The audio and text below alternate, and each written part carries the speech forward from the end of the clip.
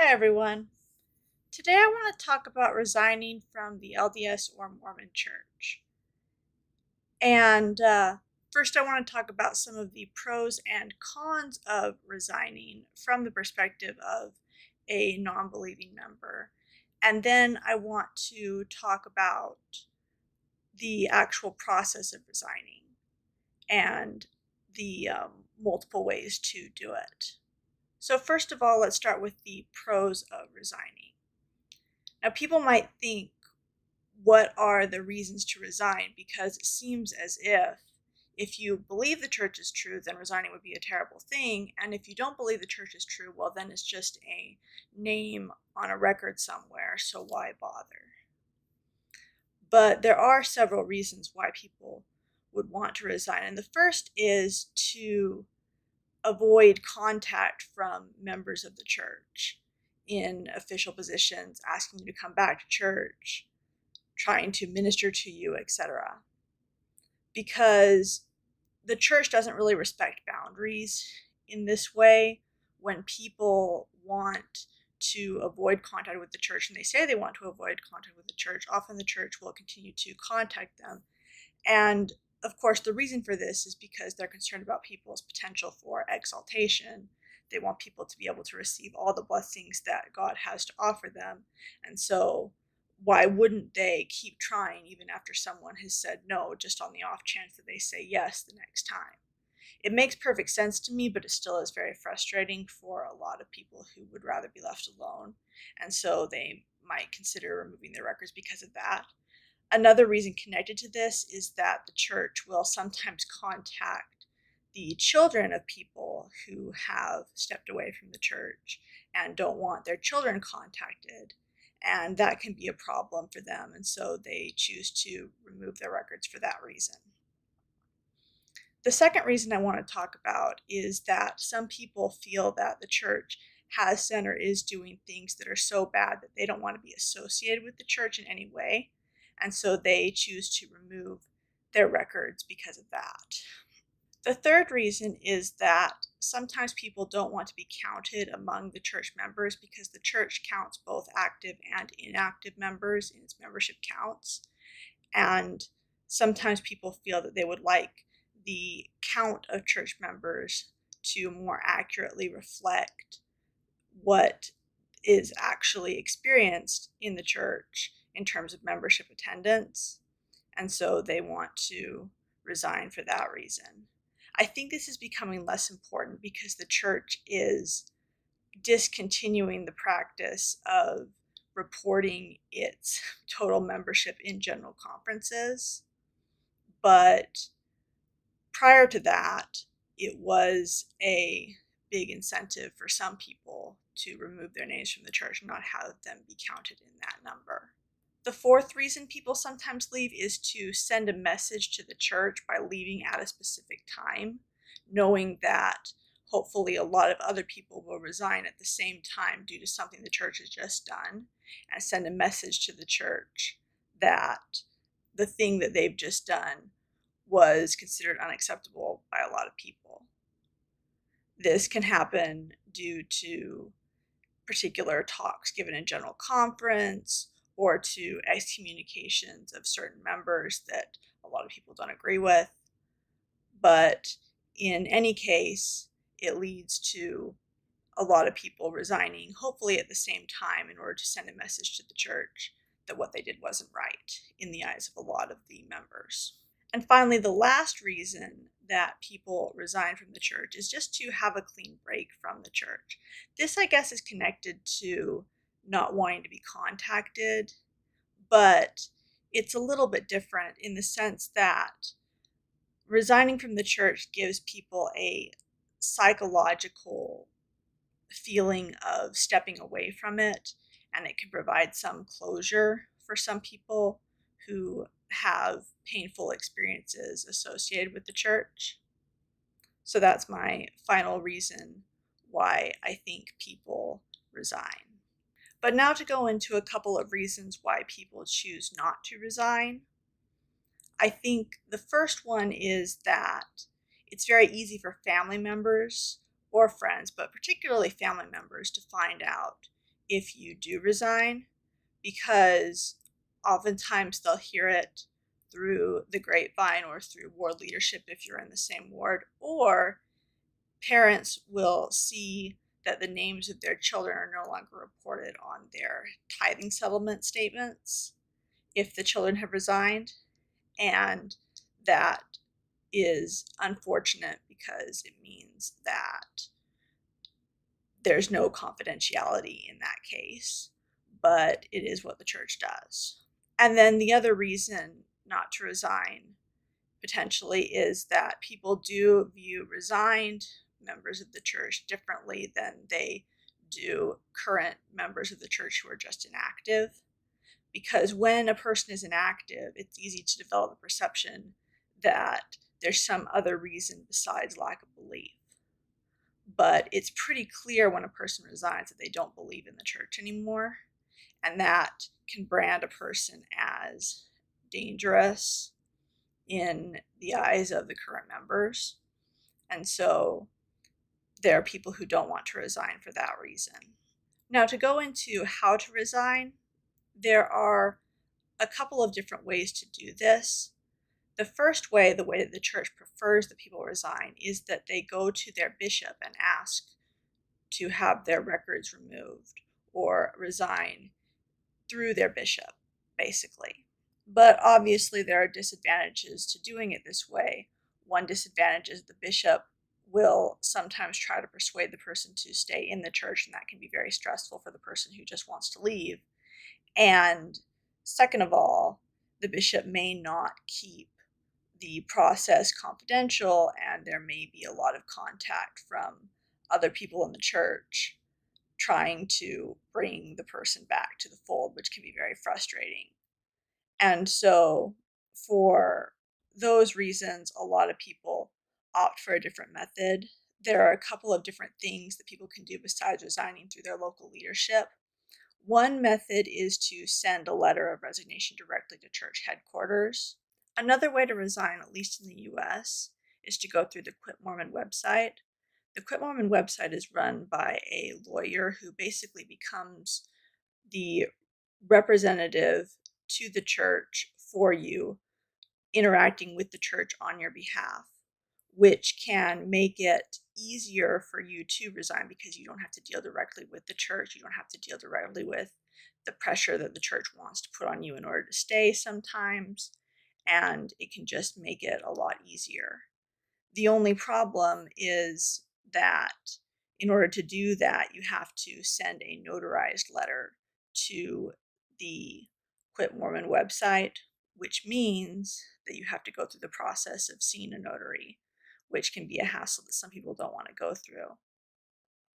And also, Quit Mormon can lead to a backlog because the church doesn't really want to process those resignations in a timely manner, with the result that it can be a long time before you finally get your notification that you have resigned and that your resignation has been processed.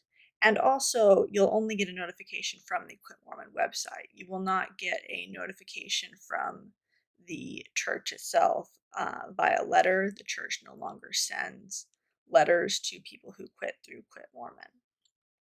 So if you want an actual letter, it's better to resign either through your bishop or through church headquarters. But one of the advantages of using Quit Mormon is that Quit Mormon does keep track of the numbers of people who resign. Obviously, the church keeps track of numbers who resign as well, but they will never publish that for obvious reasons.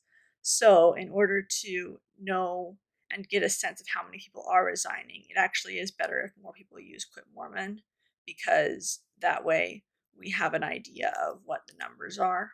Now, when I resigned, I did not use Quit Mormon, and the reason I didn't was because I wanted to send a message to my local bishop specifically that one of his decisions, which was influenced heavily by church doctrine and church policy, was wrong, in my opinion.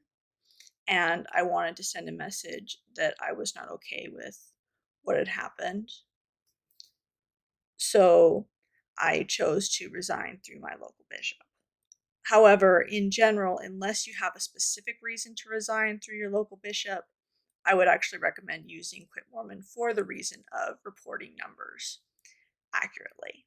So now I'm going to go into resignation letters, specifically what people put in their resignation letters and why.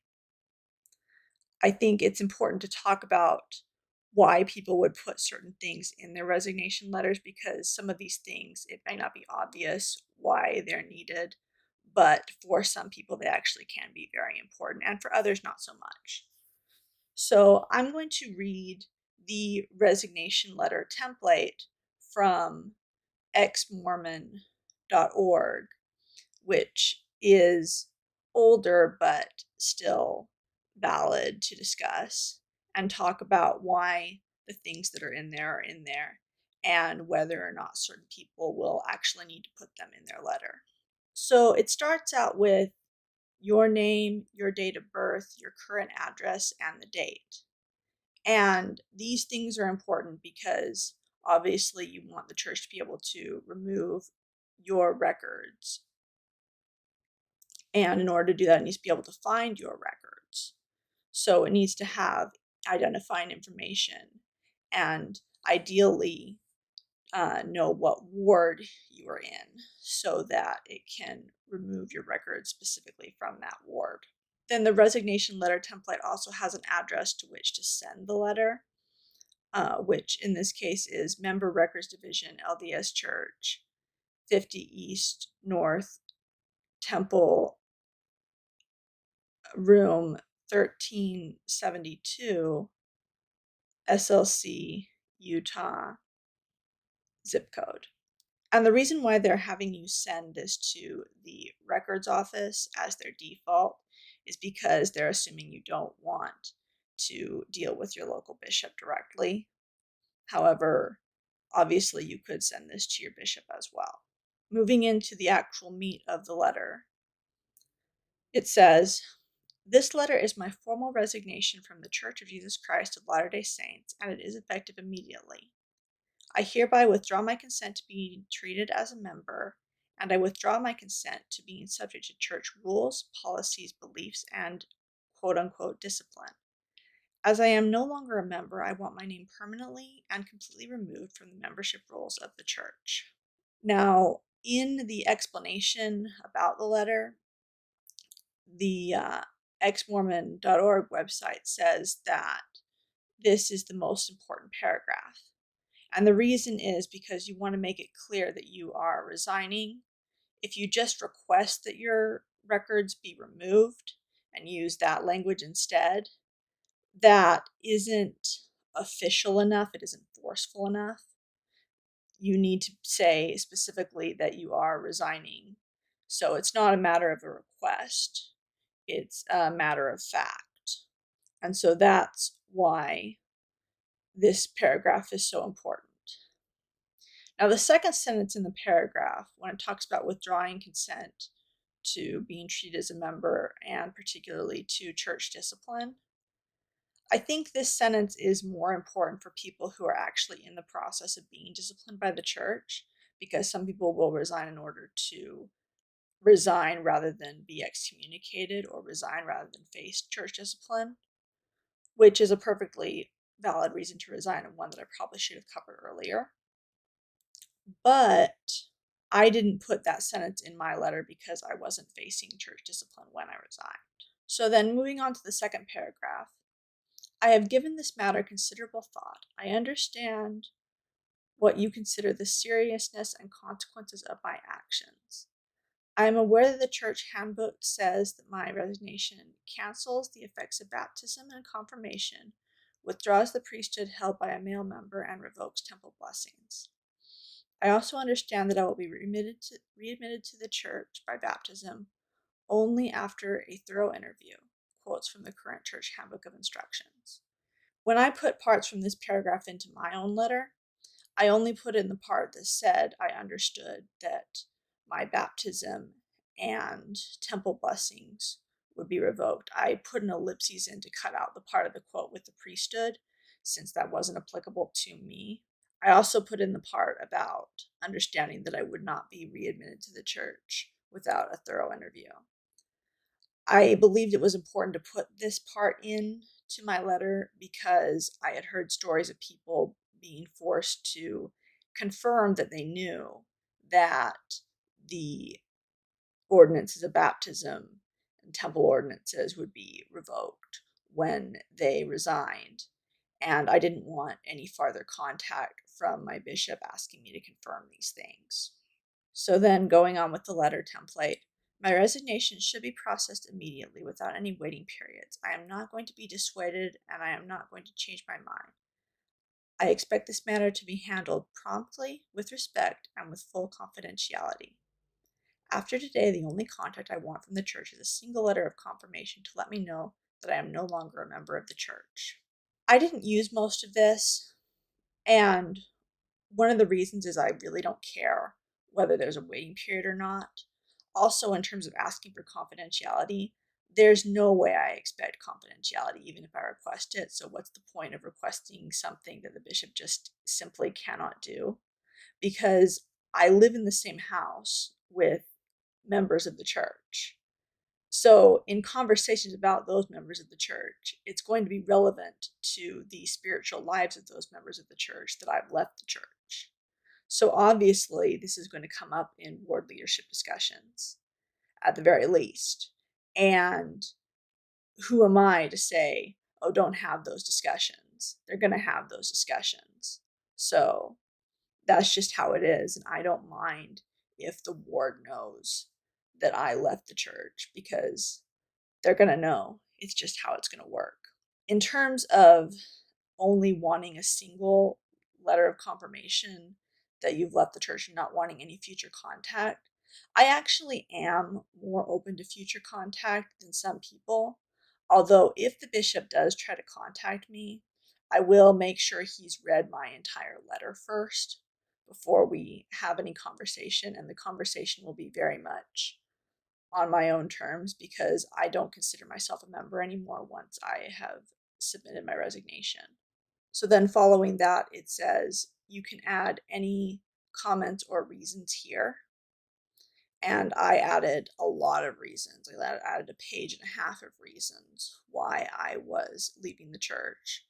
Most of them having to do with why I no longer believe, a lot of them having been covered in my other videos.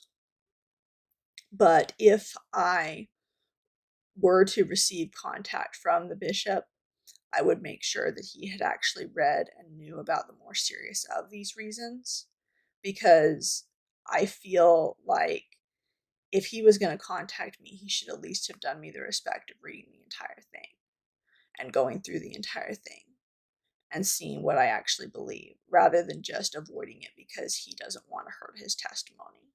And then it ends with, sincerely, your signature, your name printed. So that is the resignation letter template from xmormon.org. And that's the template that I pulled bits from in order to resign. There are other templates out there which I think are good, but a lot of them share the same stuff. So it really doesn't matter that much which one you use. I think the important thing is to say that you're resigning, and then to say that you know that it will revoke your baptism and, if necessary, priesthood, and if necessary, temple ordinances. Because, like I said, they sort of require that understanding in order to move forward, a lot of the time at least. And so I think it's important to get it all over with in one swipe if possible, if you're resigning. So those are my thoughts on resignation and my own resignation process. Hopefully you found this video interesting and informative. Like I said, if you're considering resigning, please consider using Quit Mormon unless you have a specific reason not to. And thank you for watching. I'll see you all next time. Bye.